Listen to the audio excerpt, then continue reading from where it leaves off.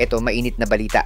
Eto, Coach L.A. Tenorio, inaming hindi magiging madali ang goal niya sa FIBA Asia Cup sa Mongolia this year dahil 3rd place at 4th place na nga lang daw ang pinaglalabanan nila.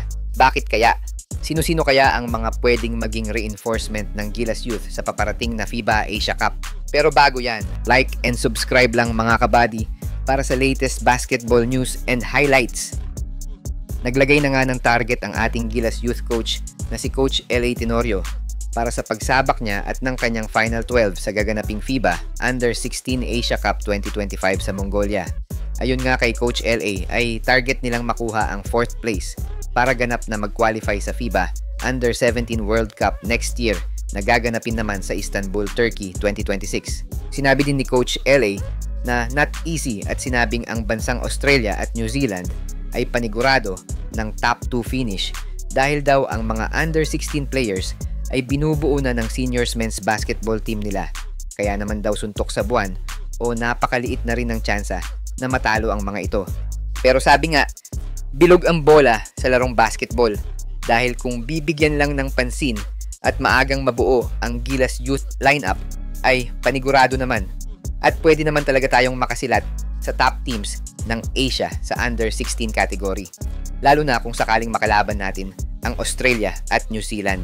Ayon pa kay LA ay humingi na rin siya ng advice sa dating Gilas Youth coach na si Josh Reyes para humingi ng payo kung paano nga ba nila matatalo ang malalakas na team sa Asia. Matatandaan na 2 upset ang nagawa ni Josh Reyes last 2023 FIBA Under-16 Asia Cup Edition matapos nilang matalo ang bansang Japan at South Korea para makuha ang pang-4 na pwesto sa FIBA Asia Cup at makapasok sa 2024 World Cup. Pero sa kasamaang palad ay wala nga tayong naipanalo under the helm of Josh Reyes sa nasabing tournament.